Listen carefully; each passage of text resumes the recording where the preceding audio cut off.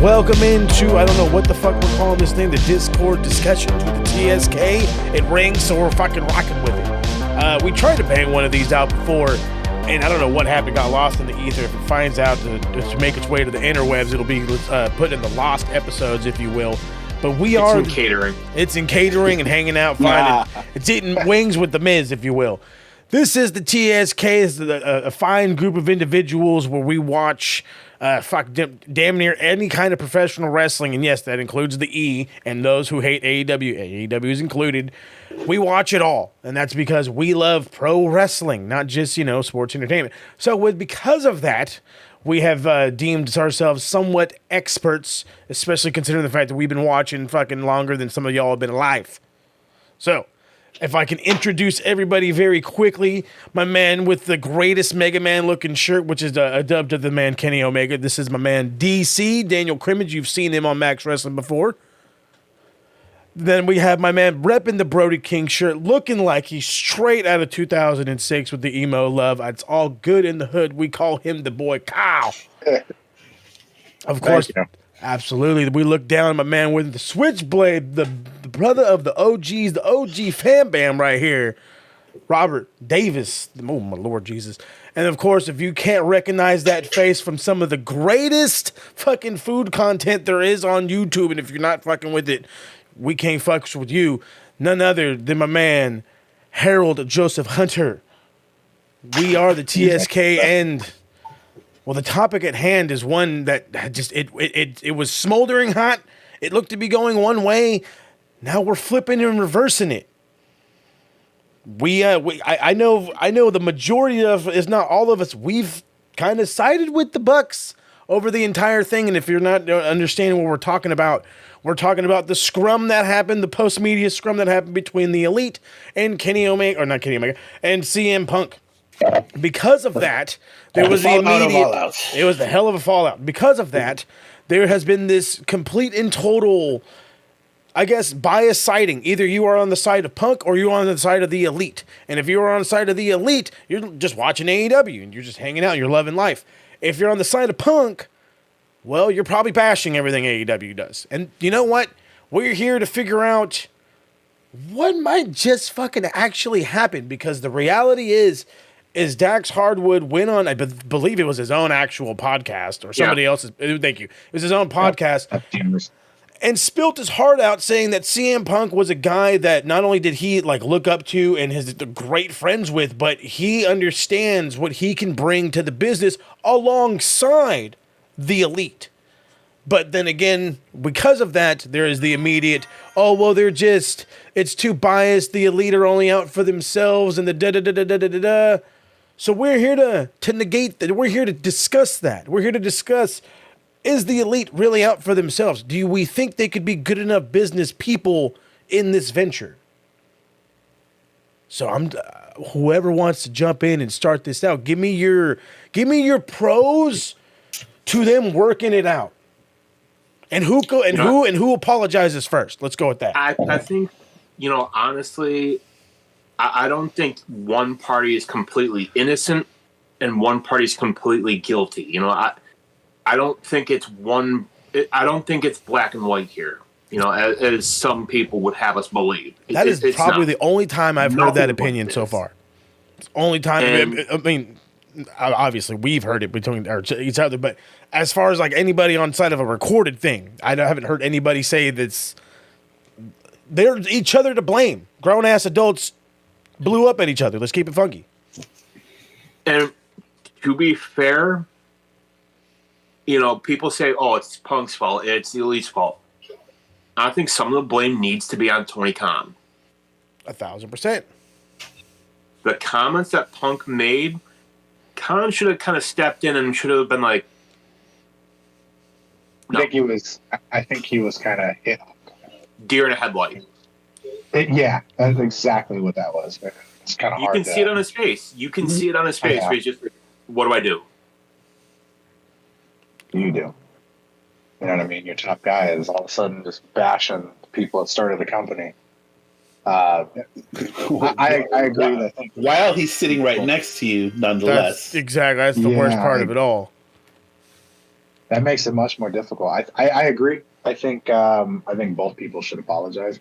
Yeah. I think I would say it's more on Punk, because it was as simple as like dealing with this backstage, whereas like Punk not on made the it public. kind of thing. Thank you. Yeah. Exactly, and that's Short and the sweet. part where I think Punk should apologize first. I think they should mutually apologize and just. Oh, yeah. I think Punk should stay in the company. I mean, I don't have any ill will towards it. I don't think he should go down as like one of the best world champions or anything like that. Like he got his all run, and I think he's good on that. But I think at this point, whoever wants to work with him should work with him, and anybody who doesn't, like clearly Chris Jericho, move on and just don't work with him. I think it's really really easy to be biased in this situation, considering the people that are involved here. You know, a lot of people hate the Elite. A lot of people hate CM Punk. Yeah. You know, when both of them were suspended, you know, we saw the ratings. They went up. Mm-hmm. We were hitting 1 million for a good couple of weeks without them. And, you know, I firmly believe that's because people don't watch AEW because of CM Punk and the Elite. And I think what that also showed us was that AEW can be just fine without the 4 people. Agreed. I do think there is a lot of bias in there, though. I think amongst the 5 of us, at least, you know, we can kind of put our own bias aside because I know we do have them, and kind of really kind of work this out. Okay, so I mean, the overall prowess we're getting at here is working it out. And like I said, Dax had brought it up, and that's the entire reason why we're doing this is because of his exact words. The impact that it had. He showed up. The wrestling world got taken by storm. Some would say it felt like the 90s again. That's a fucking stretch if you're a real fan, honestly. But I mean, it didn't feel strange telling people you're a wrestling fan anymore just because of the impact that Punk had brought. So again, so that's the impact he started with. Let's just say if everybody decides to be grown adults, we shake hands, we deal with whatever. With the conflict that we have with a Chris Jericho, who's plain and simple, we're going to refuse to work with Punk. Is that gonna hinder him coming back? Is that going to hinder any ratings? Is that going to is this going to cause? Is this the bad sugar in the Kool-Aid? No, I think there's those people that, you know, CM Punk can murder puppies on air and people will still love him. Yeah. Yeah. At the same time, you know, the Elite could come out and kick those same puppies and people are still going to love them. Yeah, no, you know, a bazillion %. The TSK does not condone animal cruelty. Not by any means. Just throwing it out there. No puppy kicking. No puppy kicking. Not here. Harold, you've been Cougar kicking, on the other hand, that's a different story. That's a different story. I must say, Harold, you've been the most quiet one on this entire thing. For a different podcast. Absolutely, you're telling me. So I want to ask you too, because like I said, you've been the quietest. The first one I want to ask is because I don't think anybody's really been asked this question yet. If you could put yourself in the shoes of Tony Khan during that incident, how would you handle it differently? I personally would try to steer the conversation away. You know, just a simple, you know, you bring up a good point, Punk, but let's focus on and then move on to whatever he wants the direction of that title reign to go. Because he had just won the title. Yeah. Just won it. That would have been the perfect time to, like you guys said, be a leader, step up, lead the conversation. And it didn't take anything much more than that, you know. No. That let's focus on what's the point, you know. Let's focus.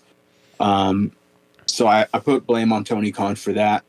One of the big things that I would say I would have an issue with, everybody's saying, you know, let's shake hands, let's be adults about it. It sounds like the best move. However, how many wrestlers now feel uncomfortable with Punk around? knowing that I'm at worried any about. moment he can go public and blast you for anything he feels that you've done wrong or anything that he believes about you in that stance. I think at that point, then you need to limit Punk, because I don't think he's going to go out and do that on TV, as far as like go out on Dynamite and have a media scrum moment. And he's not a Twitter guy. Yeah, and I don't. Yeah, he's definitely not a Twitter guy. I think what you do is you just limit him for that for 6 months to a year. No media scrums, no anything like that. I mean, Tony Khan can monitor his talking on Dynamite by just muting his mic when he kind of sees the direction going sideways. I see everywhere you're going with that, but and I'm saying we, and I always have to say we. The reality is, when Punk came back, how much of that did you care about who's he going to wrestle? It was about listening to him. That's my thing. That's my biggest issue is like, I like that idea. Don't get me wrong. Yeah, no media scrums, no this, no that. But then you're immediately going to have those diehards, the killing the puppies diehards, that are going to get upset that he's not on the mic. Why is he not getting mic time? What are we doing? You're taking away his this, da-da-da-da-da. You're cutting his Achilles heel. I think a good way to do that, though, is getting him to kind of understand what he can and can't say, and using that time where he's limited and what he can say, and say like he was going to go off the rails and Tony shuts his mic off. Eventually he's going to get to that point and build it up, and they could use it as like a story or like a pipe bomb or whatever, and unleash it. And then the whole, just like 2011 when he did the pipe bomb sitting on the stage, he could do the exact same thing and just go off and just let it go off. You know what I mean? No, maybe he can go and like talk to the people backstage to give them like a heads up, because obviously the Elite was not given a heads up. But he could go give a heads up to the people and just say, this is what I'm going to say. I'm going to go off the rails. I understand you might not like it, but it's for the purpose of the show. And the show is, this is what the story I'm building up is. I can't be a pipe bomb anymore until, I get to that point and it explodes kind of thing. I feel like that could work out at the end. And I think part of it with Punk, given his age and the fact that he's already been hurt twice, I think you have him be a special attraction. Do like kind of like with Brock Lesnar, where you don't have him in all the time. Just every so often you bring him in for the big shows, All Out, Double or Nothing, whatever. Bring him in for something that makes sense. Keep that name of CM Punk up there. I agree. I think having him do that, it should reinvent his name, because right now I think his name is a little tarnished, whatever you want to call it. It's definitely tarnished nonetheless, but I feel like if you did that and then you gave him, because everyone's kind of looking at him like the bad guy. There's a couple, the Punk fans. Don't get me wrong, I'm a CM Punk fan, but the diehard Punk fans are like, he's the best thing ever. He's our savior. But there's so many people that hate him, whereas he could just play into that and be the heel. Yeah. And just crank it, like turn it up. MJF turned up what he did. Punk do the exact same thing. Turn it up even more. And Mike gets cut off. He gets pissed of a temper tantrum, whatever. And same thing the next week, goes to try to start something, temper tantrum, because the mic got shut off. And then eventually he's just had it, and then whoever he's kind of aiming at, he gets the match with that, like DC said, at All Out or Double or Nothing or whatever, and then it builds that up. But he doesn't wrestle until then. No. I think that would be good. Okay. I mean, he even said, like when he first came back, he said, I'm not the CM Punk I was in 2011. Oh, shit. He even said, my body can't not do it. And he's got to remember that. Like, he can't go and be the guy that he was, 10 plus years ago. He's not that guy anymore. No. He's not a Jericho who does this regularly. And For a Yeah, fucking that's rock the only star, reason and he can Jericho's hang in the left fucking for a ring while. at the same time. You so can't I'm do a 15-foot stage dive either. And you had mentioned Jericho not working with him. Well, if Tony Khan tells Jericho you're working with him, then you'll do your job and you will work with him. I wonder because See- so I wonder how that'll play off because like what you're saying, Chris has always said because Vince has told him, you might not like this, you might not like that, but it's what's best for business. Yeah. And at the end of the day, I think that should be the starting. I've got to cut you off because this is where, and again, raise my hand, call us the biased move on this one. Is he worth the possible toxicity in the locker room? Is he truly worth that? Is he coming back going to guarantee you weekly million views and is not going to He have... wasn't doing it. Thank you. No. See, it It was on a good term. He wasn't pulling the ratings that everyone expected anyway. Mm-mm. So then, because again, So- in this instance, you guys have been the two quietest, Rob and Harold. You guys have been the two quietest on this one. Is he worth? Because we're not CM Punk fans. Well, That's why. but that's I'm not exactly. either. But that's exactly the whole point of this entire thing. You know what I mean? Kyle's already got storylines written for him, which is obviously the main goal for him to come. If he were to come back, is you use him in long-term storybooking in ways that actually can impact the company positively. But again, my two men like myself, we're realists around here.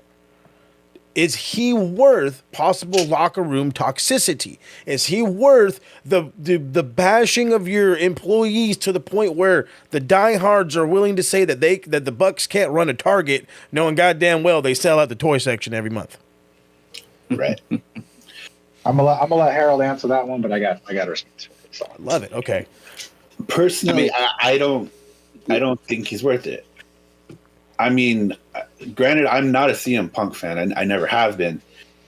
But at the same time, I don't want to see him go out like this either. I mean, because Understood. This is not the way to go out. As far as CM Punk being worth it, I mean, CM Punk has had a history. Like Rob said, I'm not a fan of CM Punk either. And that stems back to when he was back on the indies, and I hung out with a few indie guys that had worked with him. And this seemed to be the situation in every locker room CM Punk has been in, where he's seen as this jerk, seen as this guy who's difficult to work with. But, you know, he has his group of people that he works with, like FTR and things like that back him, that fully back him. Those are his boys. Neither is to blame fully, but I don't think Punk is worth it based on the history and based on what he's brought to AEW so far. He really hasn't benefited that much. To even kind of piggyback on that, you know, Dax was telling these stories about, you know, CM Punk taking the boys out for dinner, handing out, $500 Starbucks cards, like, you know. Yeah. Like, we've got enough negativity on CM Punk for a lifetime. Like, everybody's got their stories. Like, where are all those positive stories? I mean, I like I said, I don't care for the guy, but those positive stories are cool to hear. And, you know, it'd be nice to, you know, hear some more of that. You know, where are CM Punk's boys that are going to back him up? Because I know at one point Dax wasn't either, because I know he told the story that when CM Punk first got here, and, you know, he tells Cash, you know, if this MFer has, you know, something to say to me, we're going to have a problem. And I believe Dax, you know, a man's man, you know, he's got the mustache to prove it. Mm-hmm. He'll have words. Big time. If need be. If need be. Kyle, I'm dying to hear what you got. Oh, hold on. D, go ahead, D. Punk can generate money. Is it worth it bringing him in, keeping him? Yeah, absolutely. But at the same time, it's CM Punk. You knew what you were getting when you signed him on. You knew. Sure. After everything that went on with him in WWE, you knew. You knew how when he left in 2011, you knew. When he left in 2014, you knew. So his attitude, should we really be surprised? Really? I mean, yes and no. before he comes back, I kind of do want to see everybody's dad, Bob the Fish, and CM Punk in that kick. Was he pushing for a kickboxing? I think he is a something like kickbox that. fight. Let's go with that. I'm down for a Ain't kickbox fight. happening. So, Oh no, as I think it far was a as, like, jiu-jitsu fight. I don't know. It was one of the two, but was yeah, it? they It was wanted one to of the shoot two. something or another. That's one of them, but I just want to see Bob the Fish drive the minivan up, Take him out. take him down, and then go pick up the kids from soccer practice or something. There you go. maybe he can borrow Sue's minivan. So There it is. So Kyle, I'm dying to hear what you got to say. Okay. He just wrote 4 episodes of Dynamite, so Factual. I guess. Six, Like I said every 6 week on months. Max, bro. TK, we're waiting for the checks in the mail, big dog. You just hit Yeah. me up, Big Man, dog. you don't even gotta get checks. Just give me tickets. right? Shit, this motherfucker cheap. Right? No, it's not storyline based. As far as like what he's brought, so I actually did a comparison to this, and it was a lot of like I was looking up numbers from NXT and AEW. Okay. Okay. And one week when I did it, I think NXT was like 600 and something thousand, 600 and some change. AEW was like 900 and some change. And I added those two numbers up. It was exactly, like to the T, exactly 1,000 viewers different from what Monday Night Raw got. I remember that. So when people sit there and say, well, Punk isn't bringing 1 million or 2 million or anything like that, AEW is never going to get there. They're going to get it occasionally. They get the, 1,087,000 or 1 million, They got 1.1 it. maybe. I'm gonna be that guy. They're never They going to got get it. it consistent ever. And But they people got it need to, before like, he was even there. understand that. That is my first immediate argument. I didn't mean to cut you off, but that's my first immediate argument. They had gotten 1 million before he had even gotten there. Exactly, 100%. Yeah, they got it the leading weeks up to, and I think it was a lot of speculation. But yeah, that summer, like that, what was it? Like that June, July, they had multiple millions. And I'm not saying they're not gonna hit 1 million. What I'm saying is they're never gonna hit it consistently, week after week after week after week. I don't give a fuck who you put on there. Roman Reigns can show up tomorrow. And is it going to hit 1 million? Probably. Is it going to drop down in 4 weeks? Yeah. They're never going to do that. It's just not the basis they're going to have. But the fact that their pay-per-views were the highest selling pay-per-views of all time when Punk was in there.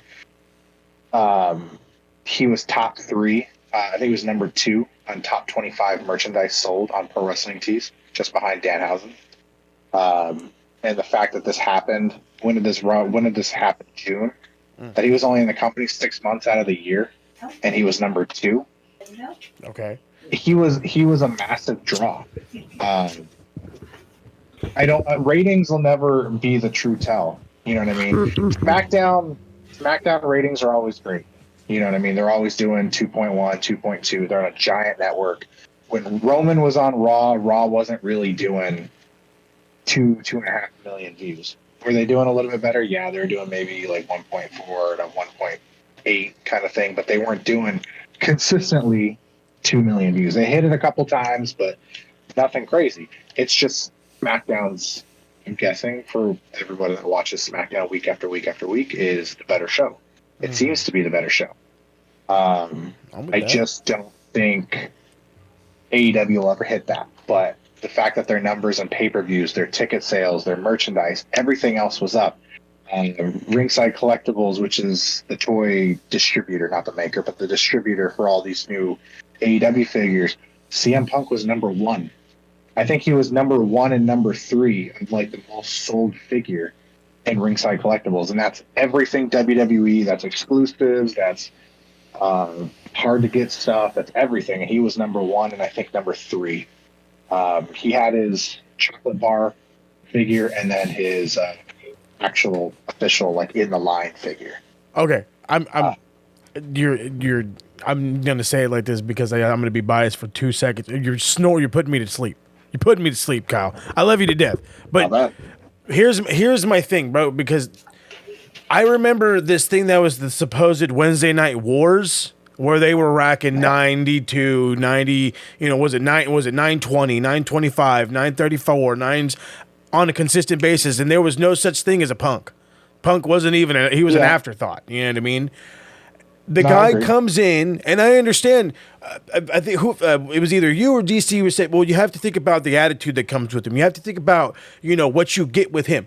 When I signed Dennis Rodman, and he's going to party every night before the motherfucking game, but if he's going to get me 15 rebounds, 9 points, and 12 assists, I'm not bitching.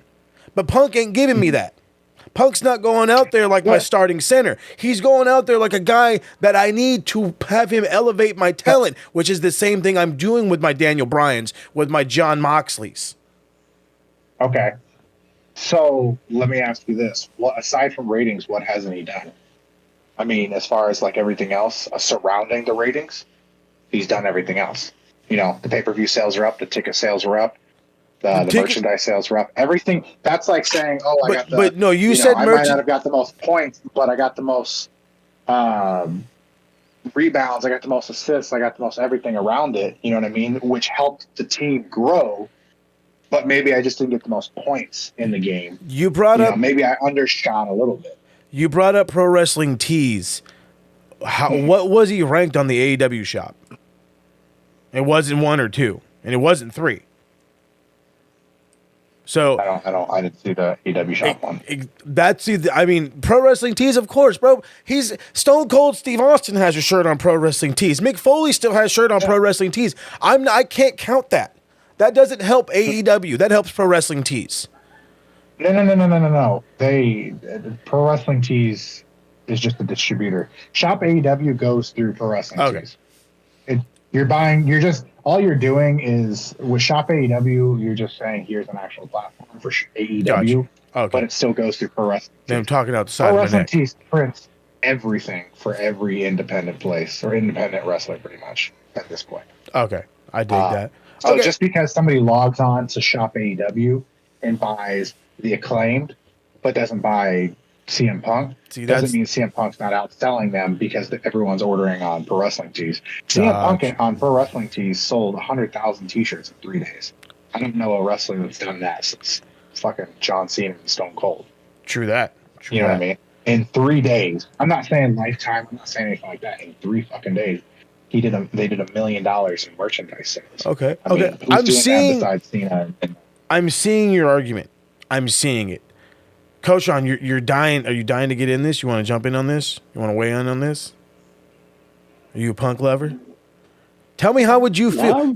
Have you been listening? Do you understand what we're doing?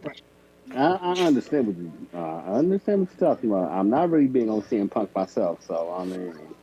So then, but this is perfect. Then after you've understood Kyle's point, the merchandise money, the viewership money, the being a big enough name to help garner a bigger ratings number, all this fun stuff and everything in between, is that enough to possibly toxicify your locker room? I hate to make it cut and dry, but that's how it's got to be. Yeah. To be honest, I think it won't. Now, do you think? Hold on. Do you think? I'm not mad at it. Some people agree, some people don't. Well, no, and that's the entire thing about this. But I mean, now, do you don't think it's going to be a positive in what sense of a way? Do you think it's not going to be positive because he's not going to draw numbers, or because it's going to maybe be like a self-implosion? Well, I mean, if we're talking about positives, I think given when the Elite came back and then Kenny hit that GTS, that kind of opened up this possibility for, a storyline to develop, to which eventually might blow down to a match between Kenny and Punk somewhere.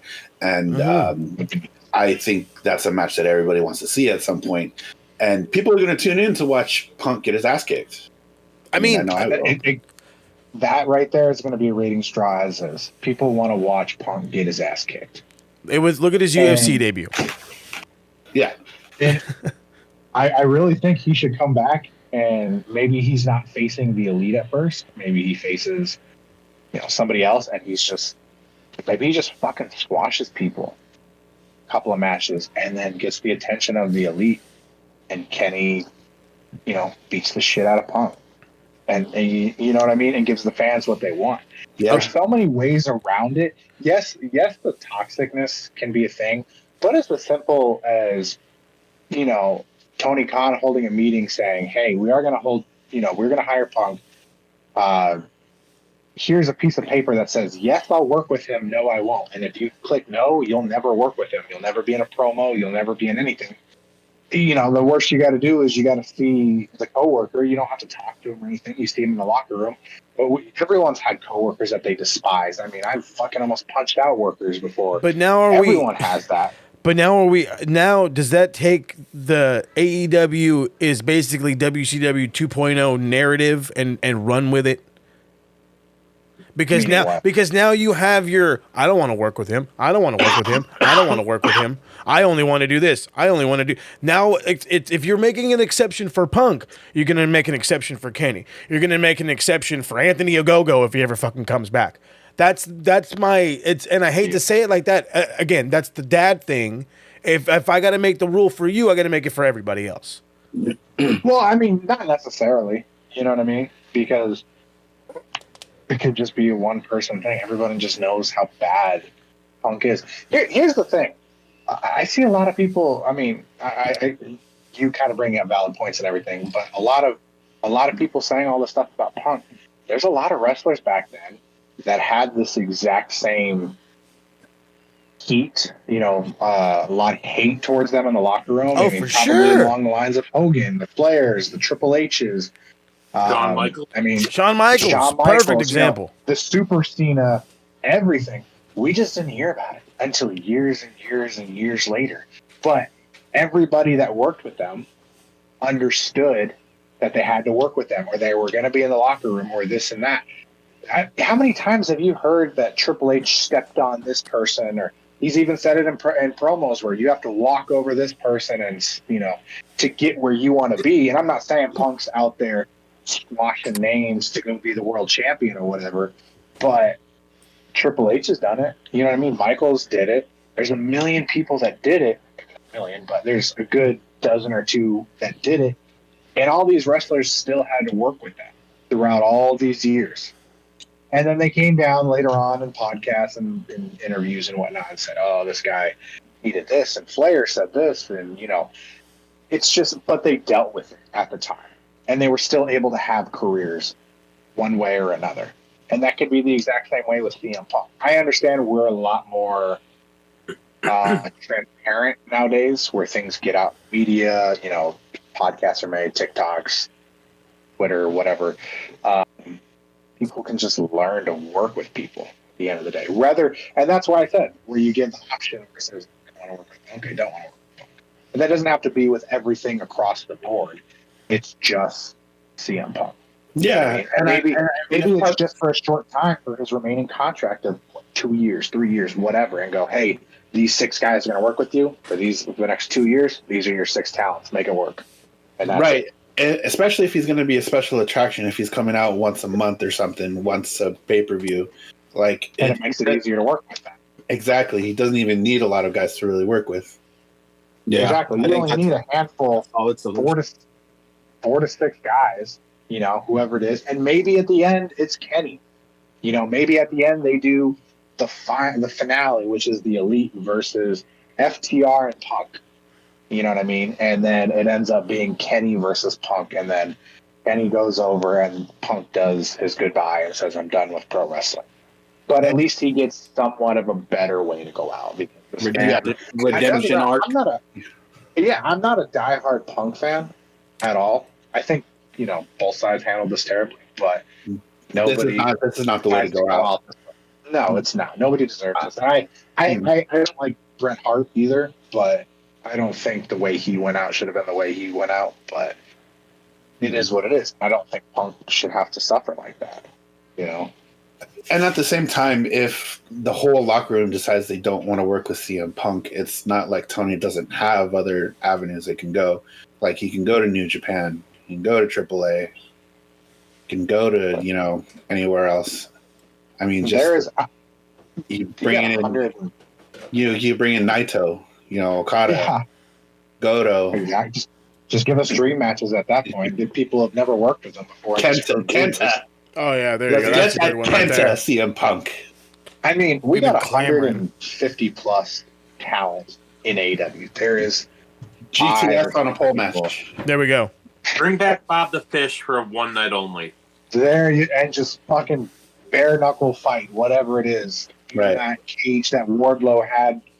Who did he have that with? I don't remember. Hager. Jake Hager. Yeah. Hager. Yeah. Put that match in effect and put those two fuckers in it, and just let it happen. Let some things happen, and it is what it is. But I don't think Punk should go out. I don't think anybody should go out like this. I don't think anybody should go out injured. I don't think anybody should go out mad and upset. Everyone who, because he loved this business, whether he made enemies or not. I think at the end of the day, he wants to go out on his own terms, and this is not. This is not. He might have set his plate or whatever the terminology is, but this is not how he intended to go out. I can firmly trust that that's not how he wanted to go out when he was coming back in. Agreed. I think we can all agree on that. For sure. 100%. All right, I know I wanted to save this for an entire other thing, but we've got plenty of time, so I want to flip the narrative here. Okay. Since we talked about Punk and the possibility of him being the toxicity and this and that, let's look at on the other side of the coin, if you will, for those negative heads on TikTok. Is the Elite toxic? I think to an extent. I I would love to hear an explanation. Kenny's always the GOAT. The Bucks are the best tag team. Don't give a fuck. But yes, they're probably toxic at some point. Like I said earlier, both parties are at fault. The Elite are at fault. So Punk should have never said it like that, considering he was always saying, like, hey, you don't handle your business in public. He's always said that, and then he does it. He did, yeah. Yeah, way to But at the call the same cops time- pedal black, man. Tony Khan should have found a way to steer the conversation away. Yeah. The Elite, they made the choice. The Elite made the choice to go to Punk's dressing room knowing that Punk was already heated and keyed up and ready to go. Yeah, that probably wasn't the best decision. I mean, Punk did say, if you got a problem, come see me. Well, they went to go see him. They brought the head of legal. They brought the talent relations guy. The problem was, Which is the right move. As soon as Punk left, Tony Khan or somebody should have gone over there and stood right outside his locker room to make sure that this shit didn't happen. Yeah, they like- should have waited to diffuse the situation a bit more. Because I feel like it would have happened regardless because, I mean, the Bucks, they brought management, they brought legal partners, and this motherfucker threw a chair, whoever threw the chair, he didn't give it. I don't care if Tony Khan would have walked in. That chair was going in the air. Yeah. They brought the dog. They brought Larry. Larry got attacked by the door. Poor I Larry. mean, Kenny Omega, the humanitarian, gets the dog out of the way. The smartest move in the entire fight. Yeah, absolutely. There's got to be a camera in there somewhere. This footage has to be leaked. This is like Dark Side of the Ring. I understand, but like I can't wait 20 years. I'm gonna be almost fucking 50 to find out who threw the fucking chair. Did the dog actually, get hurt? Did Kenny get bit? Like, what the fuck happened? There's got to be Kenny a got camera bit, that all right. happened around him. And you know what? I pray to God that somebody shouted "World Star." Lord Jesus. But Lord somebody has Jesus. to. This is John Silver. It was Ace Steel. All right, here I'm dying to hear from you, dude. You are as loyal to the Bucks as anybody I know. Yeah. You know what? I am a Bucks supporter. I've been following them a long time, being from Southern California, following the indie scene. I'm a Bucks supporter. And that, like Rob said, we all have our biases. I'll admit I have my biases, but we're professional enough and adult enough to be able to put them away, use the thinking cap, use the pro wrestling fan cap. One thing I would look at when you're talking about the Young Bucks, are they toxic or not, is their history with other companies. How often do you hear wrestlers saying that they can't work with the Young Bucks? I can't think of Never heard it. anybody ever. I don't think I've ever heard it. The only thing I've ever heard is like if you're buddy with them, you get on BTE, and back then, a little bit now, but BTE would put you over. I hate to But be you that wanted to be, guy. like, buddy with them. I hate to But be that's that guy, but natural. look, That's going to happen. I'm a guy with a podcast. No, I got my I buddies agree. on too. You know what I mean? If I have a show, if I Yeah, have a no, way I to agree. show off my buddies, I'm gonna show off my buddies. But I Right. understand. I understand how it looks. Yeah, I think the that- look of everything, the fact that they have their own locker room, that's probably a big thing that people think about. The fact that they started the company and are executive vice presidents, I'm sure that's in the back of everybody's mind. Oh, for The problem with that is that's in the back of everybody's mind as a reason to possibly dislike them. But in reality, there's nothing negative about being an executive vice president. There's nothing negative about using your own locker room if that's what you choose to do. It's not like they're saying they're using their own locker room because they're not one of the boys or whatever the case is. Yeah. I think they should use the locker room with the boys. Whatever their reasoning is for that, that's with them. But again, you look back at the history of the Bucks and Kenny, and there's not a long list of people who are standing in line ready to say, these guys are difficult to work with. These guys put off a bad vibe in the locker room. That's just not coming out. I think that line is only one person, Yeah. Yeah. At this point, yeah. Jim Cornette. I was going to say CM Punk. Well, no, it's yeah. Cornette. Okay, it's two people now. I Two mean, people, yeah. if you want to jump on that bandwagon, I mean, I'm a firm believer that and I hate to cornerstone ourselves, but as smarter fans that have understand, the ones that can see through the film, if you will, the ones that are willing to look beyond the story to see the story kind of shit, we understand all this at a different spectrum. The non us, if you will, the non-marks, the non-smarks, whatever the fuck you want to call us or them or what have you, are immediately going to be captivated by somebody with a microphone in front of their face. Nowhere near as handsome as any of us, but they get captivated by a Jim Cornette. They get captivated by a Dave Meltzer. You know what I mean? By a Brian Alvarez. By a the fucking Ryan Sapp and all these other guys, or Ryan Satin. All these guys. They are willing to be absolutely persuaded by that way of thinking, and then now that's their way of life. However, as you can see, we're willing to decipher it and try to figure it out. We're willing to slide that hard bias, and it is a hard one to slide, trust me, it is, and say, who's really the fucking blame in this shit? Can I say the Young Bucks are toxic? Again, I've always said in a way that they're in a small sense, they're Hall and Nash. They want to help their buddies out. They want to help themselves out. I have a show. They're cliquish. They're cliquish. Let's push my buddies. Let's push my friends. But then again, with that, I come to say, if you were in the same position, would you not do the same? Right. It's kind of hard not to when you're like, it's really hard not to when you get as big as they are, because arguably, if not the biggest tag team in the world. How do you not try to put your boys on? Like, you're the biggest guys in the room as far as tag team. Why wouldn't you put your boys How on? do you not? Then Like, people we're will be like, talking. they're sellouts. I mean, they got how Flip Gordon over by kicking the shit out of him every week. And Exactly. But like, the only reason he I don't fell know off was his own mouth. So I don't know who just said it, but you're right. If you don't put your boys on, you're a sellout. You know what I mean? If you're like, oh, I'm a megastar, backseat to you, guy that I've known since second grade. yeah. Like imagine if like Look Brandon at Cutler. Cutler. I was just gonna say, look at Brandon Cutler. And Nakazawa. Nakazawa's Exactly. known Kenny They're for on TV fucking all the 15 time years. with close to zero wrestling skill for TV. Exactly. I'll say it. I'll say it again. I'll say it till I'm blue in the face. Both parties are at fault, but I think the biggest issue here is Tony Khan. There has to be blame put on him, and the reason I say it, this is not the first time there's been an issue. No, Right. A little bit before this, we had Sammy Guevara and Andrade.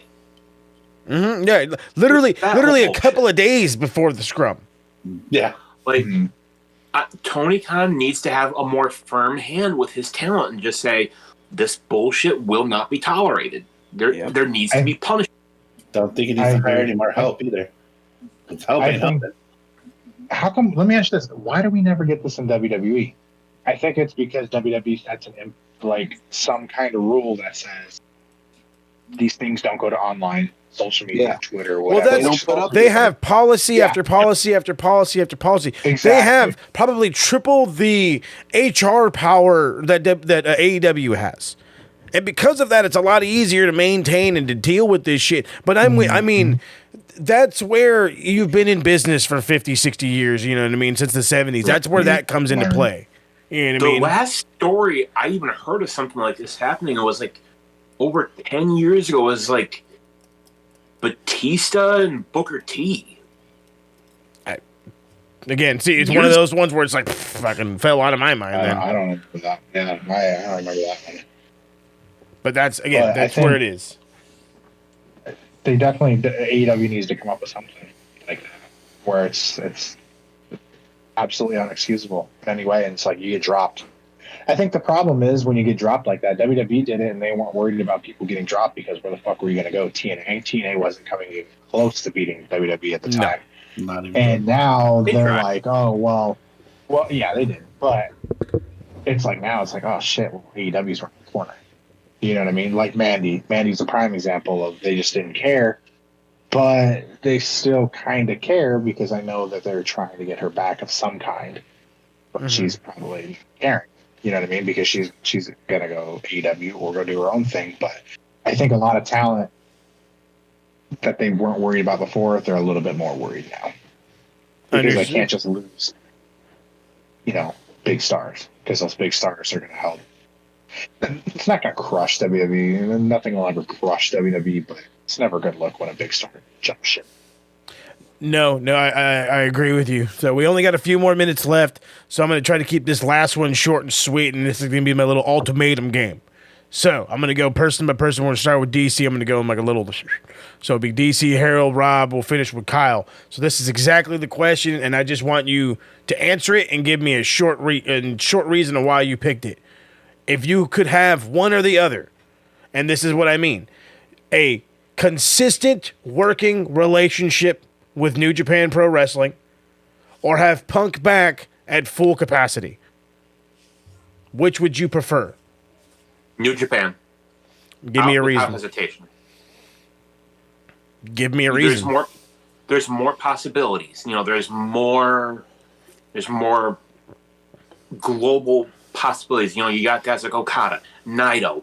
You can do Bullet Club. You can do a Bullet Club versus Elite storyline because that never got finished. Mm-hmm. And whereas Punk, he's a guy who's in his mid-40s. He's already been hurt twice.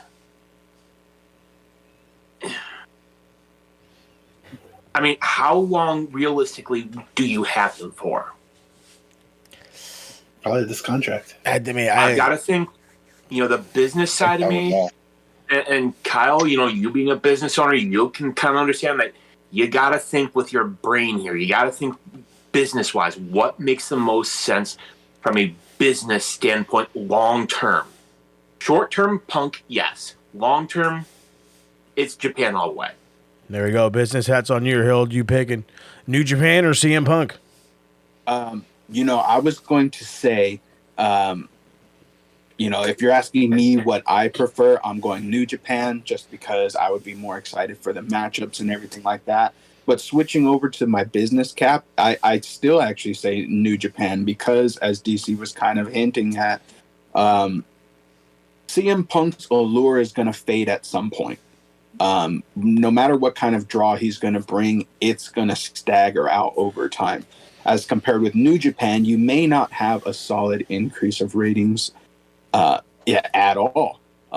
But you have access to additional roster, additional staff, and then you have the partnership with a company that's been around for a few decades. So that way, for sure, there might be some chance of longevity. If something doesn't work out with AEW, a lot of people can transition over to New Japan seamlessly.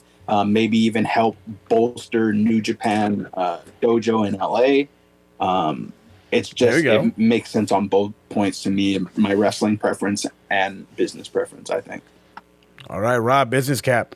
What are we going with? I mean, New Japan would be the way to go. Because, I mean, not only is CM Punk's kind of allure fading, he's eventually going to retire and just walk away. And that could be in the next 2 years, could be in the next 8 years. Realistically, I don't see it going that long. But with New Japan, you have this opportunity for new stars. Look at somebody like Shota Umino, who's come over and had a couple of good showings in AEW. I mean, the kid looks like a damn near Tanahashi. Oops, identical, And- if that. Yeah. And he's got this, this star power that's in the making. But even going past that, looking into the dojo, look at somebody like Ren Narita, like studying under Shibata.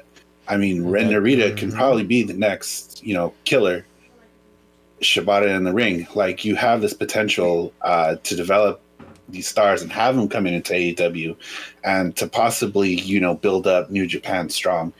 We have endless amounts of possibilities to not only build just the AEW brand, but the New Japan brand as well.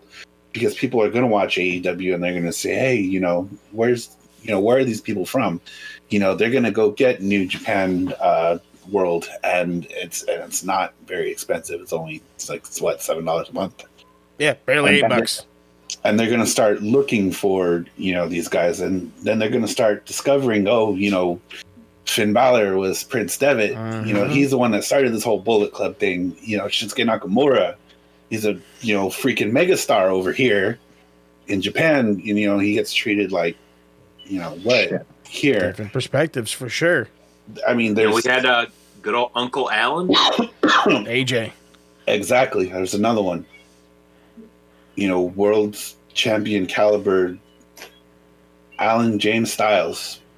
And I mean, he's had a good WWE run, but back to the original question at hand, it's definitely New Japan. I think we have the long-term investment and the long-term longevity versus CM Punk, who's probably going to call it in a couple years. Okay, Kyle, you've been the most pro Punk the entire thing. So, like always, I'm dying to hear what you got to say. Like, you're hearing about longevity of the company, the history and the lineage of the company, the stars that could be, the matchups that could be. Are you siding with that, or to you, does the impact that Punk brings and the possibilities that can happen in the now mean more to you? First off, fuck all y'all. I'm seeing Punk all day. No, I'm kidding. We get it. No, it's New Japan. It's not even remotely close. It's like, you never, ever, ever rely on one person. You know what I mean? Like, AEW's finding that out with a whole locker room full of injuries. You never rely on one person. You don't rely on just Roman Reigns. You have to create stars. Now, Roman Reigns is the biggest star. CM Punk can be the bigger star. But you don't rely on one guy ever in your life. I mean, there's a million dream matches, like what all you guys have said. I mean, we saw how successful Forbidden Door is. And I think under that clause, I think if they can find a way to make sure New Japan doesn't work with WWE. But yeah, it's not even remotely close. CM Punk can kick rocks, the door, find the door, delete his number, whatever. It's going to benefit a million times over because the amount of money you're going to make with New Japan compared to CM Punk. I mean, it maybe short term CM Punk's better, like within a year or two, but we're talking 10, 20, 30 years from now, like New Japan. Yeah, I don't. I think the question is, I mean, it's a solid question, but it's also kind of a question of, it's uncomparable completely because one person will never define.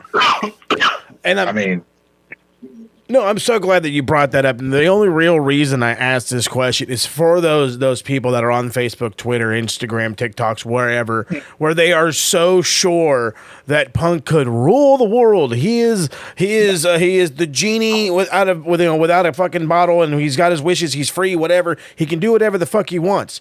But the sad reality is even if, say, I were to shorten the time period between the Punk thing and the New Japan thing to say both of them only lasted 2 years.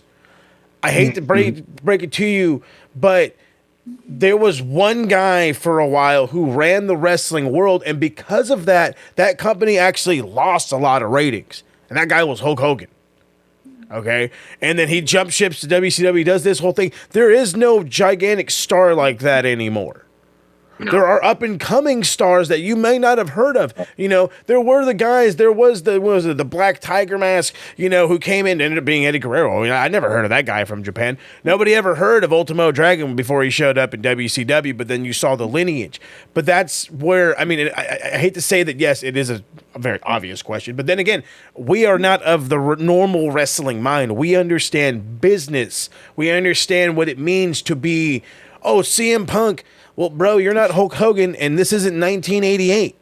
You know, an opportunity to have a working contract, a consistent working contract with the New Japan, to have a Naito and Okada, a Tanahashi, even though he's hurt every fucking time I turn around.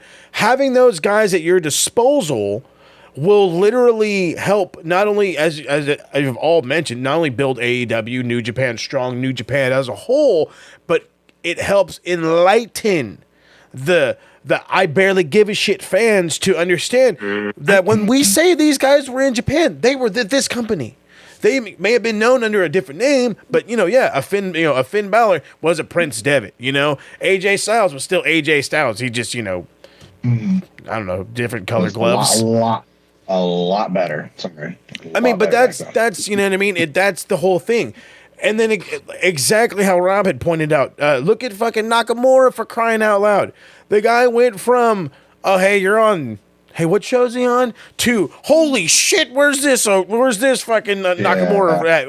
Against a fucking 60 plus or 70-year-old man, I think is Great Muta. So it's it's one of those things. I think so. With what you're saying is like there's not really stars like that anymore. There isn't. And as a guy who's got that guy's picture, even he's not one. There is not a Hulk Hogan anymore, a Randy Savage anymore. There is not a world taker over anymore. It's just not. I'm gonna slightly disagree. Okay. Slightly. Roman. I know I'm gonna get shit, but Roman for sure. He's on another level right now. And nobody here is probably going to argue that. The Rock and Austin were on another level. Has Roman been on television shows yet? Hold on. Well, not yet because he's not there yet. Then he's not. But he dropped these belts. What happened? Okay, that's right. The Fast and the Furious movies. Okay. So when you go and say, and you talk to people, and people are like, oh, WWE, is Hulk Hogan still wrestling and all that? And people go, oh, is The Rock still wrestling? And you go, no, but there's this guy, Roman Reigns. Oh, who's that? What's The Rock's cousin? They go, oh, shit. What's he like? And then they turn it on and go, oh, this guy's, better than The Rock. Maybe not like, per se, The Rock is this giant megastar, but maybe people go, oh, maybe I should start watching. But The Rock's cousin's a part of it. But do you see what you had to do? You had to piggyback off The Rock's name. You couldn't say, hey, you got to check this Roman Reigns cat out. Hey, you got to see this Okada guy. Hey, you can't. That's what I mean by there's no giant stars anymore. Because wrestling's not mainstream anymore. That's why. It is, but it's not. It's mainstream to an extent, but it's not mainstream to what it was. I love that. We're going to have to talk about that one next. In the 70s and 80s, if you watched wrestling, it was like watching the news. And it just is what it is. And it was everywhere. Oh. You know what I mean? Okay, and then okay. Shut the hell up. We're going to save that. I want that. Edgy, you know what I mean? Yeah. I want this whole thing to be an entire other topic. We can go an hour. We can go an entire hour. Plus, speaking of hour, we've hit our hour. And Jesus Christ, I'd say I haven't heard anybody cover this topic any better than this. You know what I mean? There is obvious pros to Punk coming back with some possible cons, but if they're gonna do it, then plain and simple, I think the median of it all is Tony Khan, be a fucking boss. Be a fucking boss, man. I think be a boss, step in between, and just tell them make up. Let's make shit happen. At the end of the day, hug it out. Let's make a lot of money. Exactly. Hug it out. Get the fucking shit over and done with, and say what you got to say, but apologize at the end of the day before you leave this room, and you're gonna be co-working again for 2 years or 3 years or whatever the term is on the contract. And Mo, I don't consider us smart marks. I consider us sophisticated fans. There we We're go. not smart marks. We're Sophisticated. Put your pinky out when you're taking drinks. Boys. It's okay. Sophisticated. We have a refined palate for wrestling. There we go. We have a refined palate. I'm stealing all of DC's words every fucking week for Max from now on. You were just finding them all. All right, so that's been it. Go ahead, D. Or Kyle. Just to give a preference, as much as I sounded like a CM Punk fan in here, trust me when I say I will always say Young Bucks and Kenny or Kenny over CM Punk forever. I am a diehard Punks fan. I love it. Young Bucks fan. Up, flipping, swipping, and pancaking over here, this guy. All right, so before we get out of here, something we do on Max all the time, we got to drop some plugs. Anybody got anything they want to spit on some game? DC, besides your... What do you got? You know what? I'm over here fucking with DC. You know what DC's got? He's got a date with Destiny. Promo Mania coming up here in April. He's got a date with the Demoness. And boy, I tell you, I've never been scared for... Look at Rob's face. I ain't never been scared for another man in my entire life. Besides your upcoming promo about, you got anything you want to plug, DC? People have to find out. Oh, Lord Jesus. I don't know what's in that, but when that man's thinking, it's thinking hard and it hurts the brains. Harold. Are they gonna have to fuck around to find out? Fuck around and find out. Somebody's going to. Oh, Lord Jesus, I don't want it. Harold, if these people ain't watching the two sweet click adventures, boy, what are they doing with their life? Bro, who knows? But if you like food, if you like entertainment, if you like film locations, if you like events, mainly around Los Angeles, but basically anywhere we get around to, check us out, Two Sweet Click Adventures on YouTube, Instagram, Facebook. Do your thing. Going right now. Chicken wing. Rob, something for the people. Oh, man. If you're a fan of screamy vocals and death metal and all that good stuff, go check out my band, Consuming Fire. We're on Facebook, Instagram, all that good stuff. Instagram, I believe the handle is Consuming Fire _638. Also check out my other band, Grave to Fire. We're actually calling it quits this year, and we will be doing some cool stuff later on this year. You can catch us, Grave to Fire _638, to kind of keep up with us, to see what we're doing. Isn't all that on Spotify too? All that is on Spotify. There you go. Go get you something on Spotify. Kyle, for the people. When are you dropping it? When is this show dropping? Come on now. I don't know. I would like to start immediately, but I feel like it's gonna take a little bit. So I'm hoping within the next 60 days I can start getting something going. I have a little bit of a fear doing it because it's not the fact that I'm like scared or whatever to record or anything. It's more this, like, you do it right now, cabrón. I love. Huh? You're doing it right now. No. It's not this. I'm not scared. It's not for film or anything like that. Because I run a business, I know how I am with business. Time constraints. I feel like I don't want my love for wrestling to go away and treat it like a business. You know what I mean? I love everything with wrestling. I've always loved it since I was a kid, and I'm so up and down if I want to make it a job. You know what I mean? Where I'm talking about it all the time. That's why Retro went on hiatus, boy. But let's keep it funky. I do love it. I do want to talk. If you guys couldn't tell, I talk a lot. Hey, that's exactly what we're here for. We get a retro episode as much as Brock Lesnar comes around. Hey, when they come out though, it's entertaining as all hell. I'll tell you what. All right, Coach Shine, I appreciate. You got something you want to drop, Coach Shine? You just want to hang out? You just want to drop the Too Sweet for us one time? Hey, boy, get you one time. There it is. It's for life. For life, ladies and germs. That's right. We're going to try to come back with another one. I don't know what it is our next topic is going to be, but trust me, we can come up with some more of these. But if you want to watch more of these, all you got to do is follow Max Wrestling on YouTube, because that's exactly where this is going. God only knows where else it'll end up. For sure, it'll be on the SM Podnets, Spotify. There you go. I said that. Say that 10 times fast. I won't do it again. You're going to make sure to catch it on that for you audio files out there to check that. And, of course, again, it is youtube.com/Max Wrestling, where you'll catch this entire thing. And who knows, maybe it'll be weekly, monthly, daily. I don't know. But the only way for you to know is to hit that subscribe button. So, from the TSK to the listening folks, and for even those that are watching, we throw y'all the Too Sweet. We thank y'all for catching down, hanging out. We'll catch y'all around the bend. Your life is toast. See how I'm written this boat. See how we go for a ride.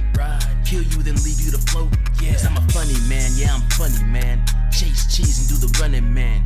Bitch, please, I'll call 100 fans. If you diss me, they'll have you running, man. MCs wanna run a scam.